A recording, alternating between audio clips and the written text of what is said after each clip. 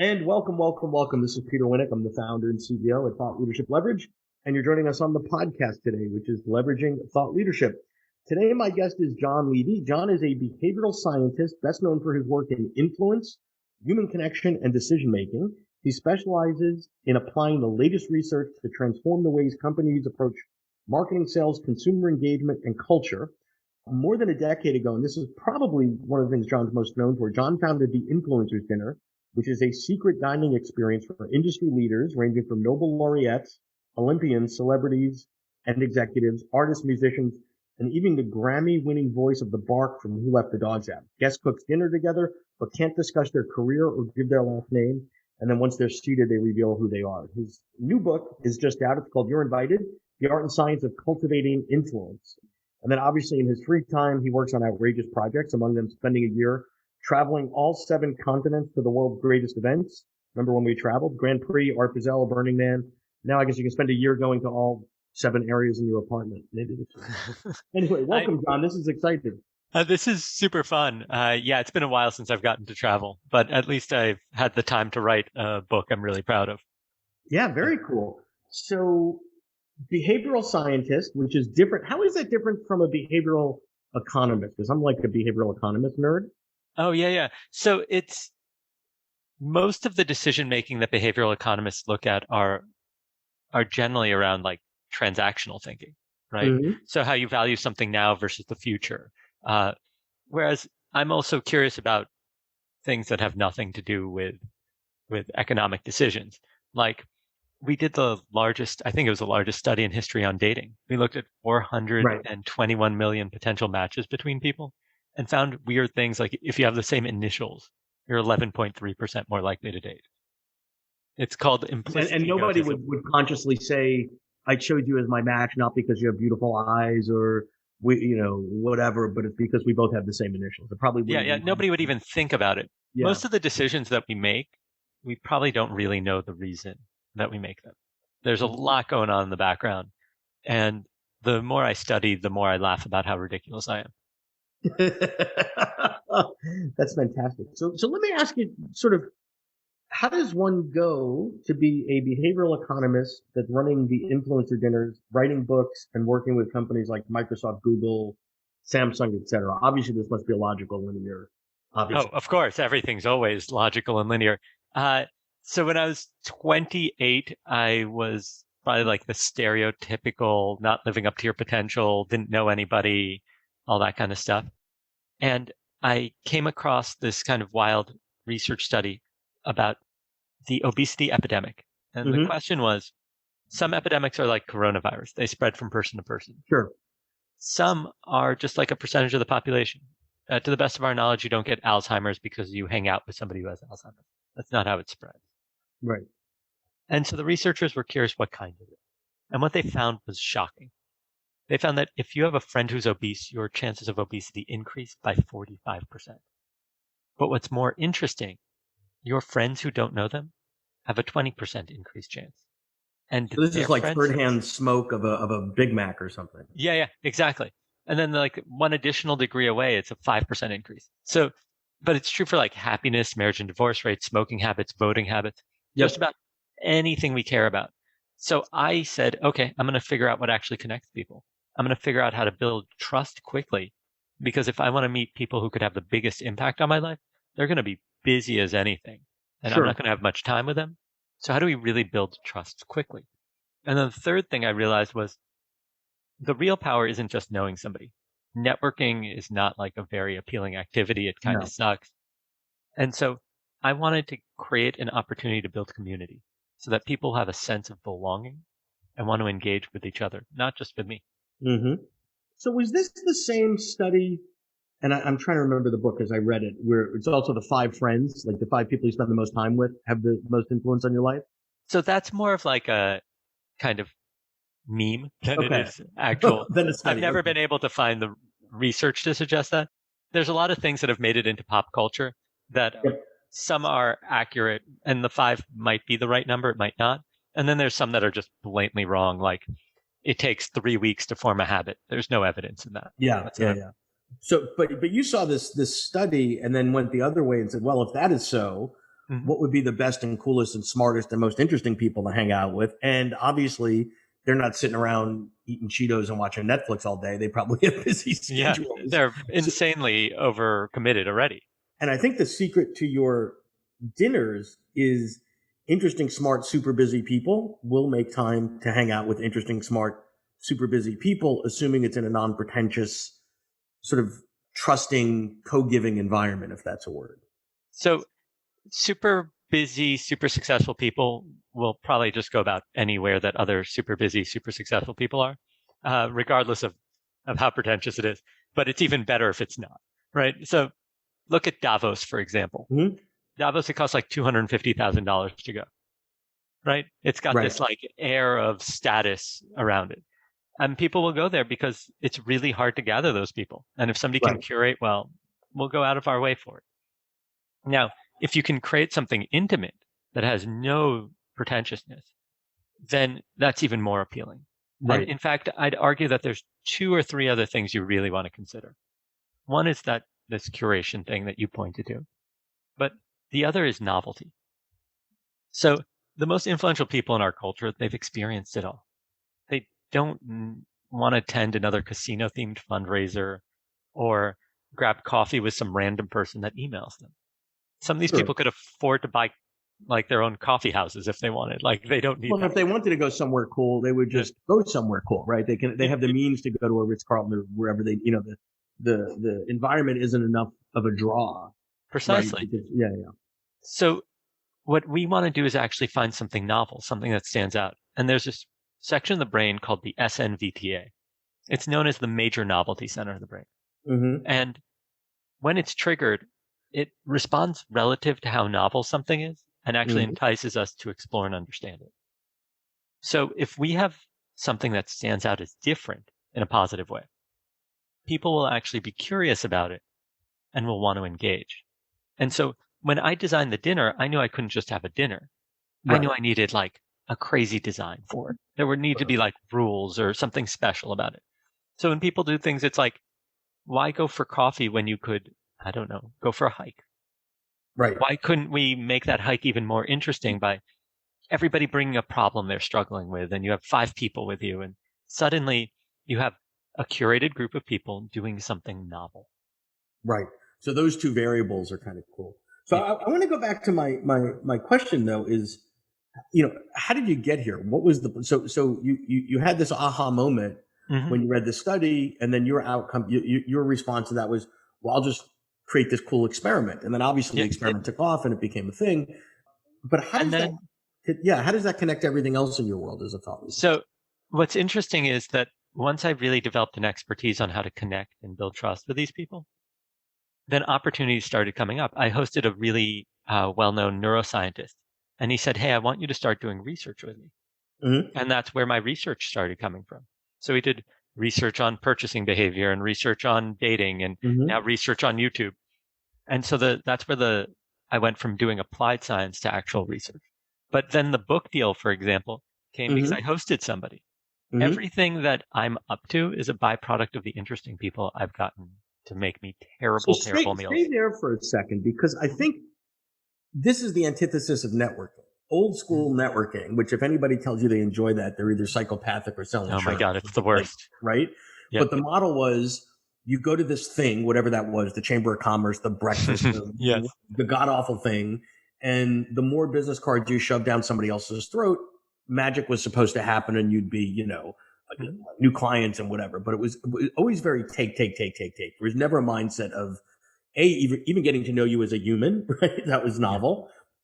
And everybody was going with this intent of, I'm a seller, are you a buyer? I'm a seller, are you a buyer, right? And then, you went the other way and said, what if we just got everybody to sort of take off their mask and just have an experience together, this visceral connection of making a meal to share.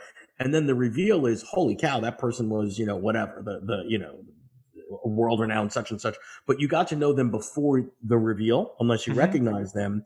And it sounds like, in essence, your outcome is the opposite of networking, because it's unintentional, serendipitous, but far more powerful and interesting and fantastic. So I would agree wholeheartedly, but there's also 2 additional interesting factors. You kind of hit on one of them, which is like networking literally makes us feel dirty. Yeah. But what doesn't is making friends. Yep. And if you look at what actually causes us to make friends, it's either like shared history or something like that, like we both went to the same fraternity or something, Sure. right? Sure. Or there's this thing called the IKEA effect. Right. Right. And the IKEA effect states that we disproportionately care about our IKEA furniture because we had to assemble it. So Yep. essentially anything we put effort into, we care about Yep. disproportionately. So I wanted to find an activity so that people could put effort into it. And in this case, the activity was cooking together. Right. It's not like you've got Daniel Boulay there with a Oh guarantee God, no! outcome as The a food is 5-star meal. terrible. It could be garbage, right? It really, like, listen, it's edible, it's fine, but I'll Right. be honest, like the recipes at Chipotle, way better, right? Yeah. Like Yeah. for Yeah. $8, you could have gotten a better meal. And so we actually had a famous journalist and author come to one of our dinners, and she said, I was expecting a phenomenal meal and decent company. I got the exact opposite. But that's kind of the point. If you're enjoying this episode of Leveraging Thought Leadership, please make sure to subscribe. If you'd like to help spread the word about our podcast, please leave us a review and share it with your friends. We're available on Apple Podcast and on all major listening apps, as well as at thoughtleadershipleverage.com/podcasts.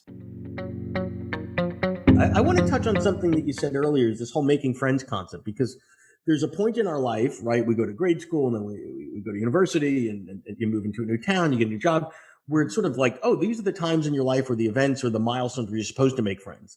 Then you wake up one day and you're like 45 or, whatever. Yeah. Like, how do I make a friend? And it's like, okay, that's odd. You can do it through your kids if you're doing similar events or sidelines of a soccer field, but those are sort of the byproducts of other things. But it's kind of not easy to really make a friend as an adult. Yeah, it's also what's even weirder is that more and more adults need friends. And Yeah. So there's this wild study. In 1985, the average American had just about 3 friends besides family. By 2004, it was down to 2. Now that's 50% of our friends lost in one generation. Now, the reason that's crazy is that we always like to blame social media and like all these other, and I'm sure it's aggravating the situation, but the big culprit is that we move. People, the mobility. But we're more connected, yet have less friends, right? Because when I move, I can go onto Facebook any day and say, oh, there's someone that I was mildly interested in when I was in high school 35 years ago. And now I'm even less mildly interested in the fact that they, whatever, got a cockapoo or something. Yeah. So the interesting thing is that is 2 aspects to that. In many cases, platforms like Facebook and Instagram, these are platforms that people end up less happy when they engage with it. Right. Versus like YouTube, unless you end up in like some weird flat Earth society videos or whatever it is, you end up happier. It's generally more entertaining or enlightening, right? The other is there's this characteristic of human beings called the Allen curve. Which essentially states that the frequency of our communication increases the closer our desks are at work. And it grows exponentially. Well, asterisk, except in a pandemic where that could kill you, right? And and then communication goes to 0. But the problem is that when we move, because we're not exposed to people constantly, right? There isn't this mere exposure effect where we're reminded of people. Then it's harder to maintain those social ties. Right. You have to be more deliberate about it, right? Much more deliberate. Yeah. And so the fact is that some people can be really good about it, right? Like people who call home to speak to their parents, things like that, setting up family Zoom times and calls and all that. But that's not the case for most of us, I'm assuming. It's like hard to build those habits. And so what we really need to be accepting of is that unless we really develop relationships in our immediate area, it's going to be hard to have friendships. So give me a sense then, because you're there's the research side of you, there's the dinner piece, which isn't really a business model. Oh no, it's a terrible business model. Right. Well, it's a fun thing. It's a differentiator. I'd say at a minimum, it's a brand builder. It's also a friend. Oh, for sure. I mean, there's some ultimate benefits, but it's not like, this is a Davos or a TED or, where you're charging $10,000 to come to a dinner. What are the business models? And I would also, to some degree, argue that authorship is not really a business model. Oh, I would agree too. Okay, so let's separate. What can I hire you to do? What is a problem that you would solve for whom? So it turns out that right now, people are incredibly concerned with two aspects from a business perspective. One is company culture. How do we create a sense of belonging and community? Mm-hmm. And the research is funny on this. It turns out you can track company stock value, employee sick days, and profitability to oxytocin levels in employee bloodstreams. Meaning, the closer your employees feel to each other, the harder they're going to work. If you have a best this is friend the best friend at work theory, right? This is precisely. That's exactly it. So I've been hired by a whole slew of companies to help with company transformation, cultural transformation, re-educating, or not re-educating, but like educating people on new core values and things like that. So stay there for a moment then. So, everybody thought that, Google is the coolest company ever, right? Yep. And they're the coolest company because if you like microbrewing, they'll pay for the microbrewery club, or if you like archery and whatever. And it was like, once you dug into that, it was like, what does it cost them to host a microbrewery club? Like a couple of pizza pies every couple of weeks. But the reality is you get 10 people that are connected around something they're passionate, friendships form cross-functionally across organizations. And it's not just, they're not doing it to be cool. They're doing it because they realized there was an ROI and some really cool ways to cross-pollinate people around passions, right? Because if I'm an engineer and you're in marketing, odds are we'd never interact. But if you like microbrew and I like microbrew, oh my God, we can talk for hours, right? So I think you point out something really profound about companies. I think it was shared by Shane Snow, who's a journalist and author of Dream Teams, that companies that have more cross-divisional relationships succeed more. There's more cross-pollination, and there's also less of like a one-dimensional view of like, oh, accounting is like, they're right. All accountants have green shades or whatever. Yeah. Whatever it is, right? And so then it's like, oh no, I'm actually in the microbrewery group with Bill from accounting, and Bill's cool. Awesome. Yeah, they're in spite of the fact that he's an accountant, he's cool.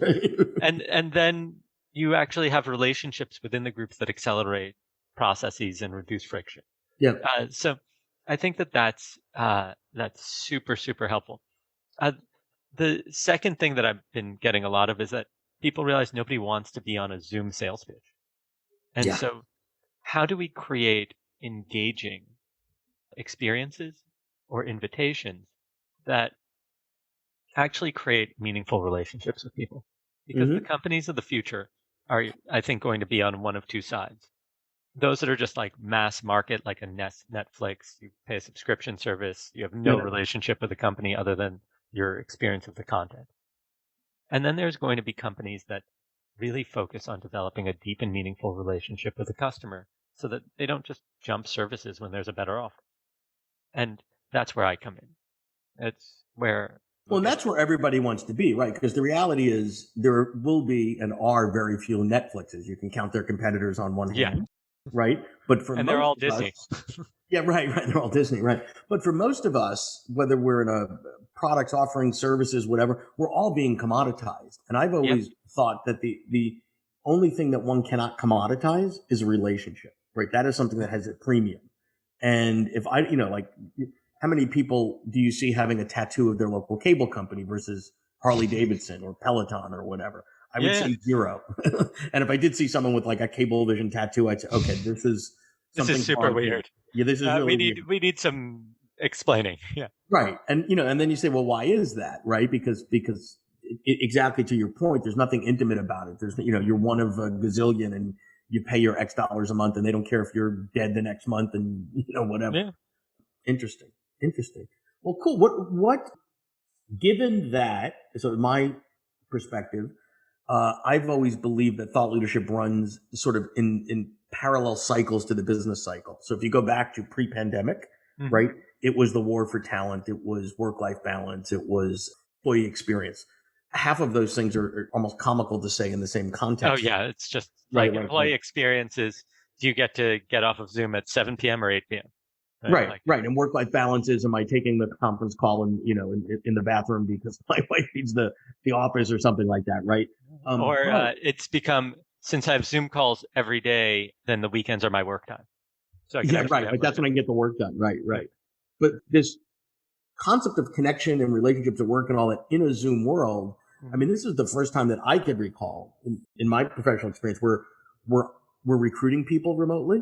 We're onboarding them remotely. Even these routines of, all right, John, it's your first day at work, you should go out, we'll go out to lunch and then on Thursdays we'll go grab a beer. Like all these sort of rituals to tell you, let me tell you how it's really done around here. Now you get a laptop in the mail, open up at 9:00 on Monday and welcome aboard. Here's your schedule. You got 13 calls today. Like, holy cow. Like that's a new problem to figure out. It's a problem for a whole slew of reasons, mostly because of what I would argue are vulnerability loops. So there's this perception of what causes that trust precedes vulnerability. And it turns out that if you want a trusted relationship with a coworker, vulnerability actually precedes trust. You could lead with the vulnerability, which develops the trust, not the other way around.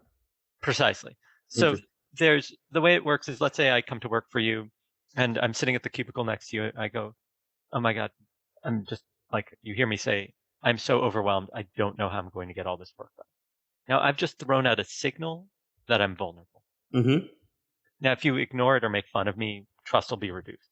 Right. If you and you're acknowledge a jerk. And you only get one shot to do that. Right. If you acknowledge it and respond with your own vulnerability signal, John, I was totally overwhelmed my first day too. Let's figure this out. Now we've both demonstrated that we can be vulnerable at a higher level with each other, right? We've both admitted being. But I've sort of matched your vulnerability. You didn't tell me that, you're afraid you'll never be a success. You have imposter syndrome and every relation, like you didn't go crazy. I didn't go crazy deep. Yeah. Right. And I just sort of matched you at the right level and didn't get vulnerable poker or competitive or whatever. Precisely. Oh, I can out vulnerable you, that's exactly. So we matched each other and now we can trust each other at this higher level. Now that kind of stuff is much easier to happen when you're working in the same location with each other. You can have these micro expressions that produce loops. Even like because of the proximity and the body the frequency and the body language and observing you. But when you have 17 Zoom meetings a day and I get to see you once for 20 minutes on a grid with 16 other people, I mean, good luck. And even the Zoom meetings, we don't even have the real, get there 3-4 minutes early with a cup of coffee or, Precisely. We don't have any of that. Well, this has been phenomenal, John. I appreciate your time and really interesting and eclectic stuff that you've got going on there. And I encourage everyone to take a look at the new book. You're invited, The Art and Science of Cultivating Influence. So thank you so much for your time, John. Thanks for having me on. This has been a pleasure. To learn more about Thought Leadership Leverage, please visit our website at thoughtleadershipleverage.com. To reach me directly, feel free to email me at peter@thoughtleadershipleverage.com. And please subscribe to Leveraging Thought Leadership on iTunes or your favorite podcast app to get your weekly episode automatically.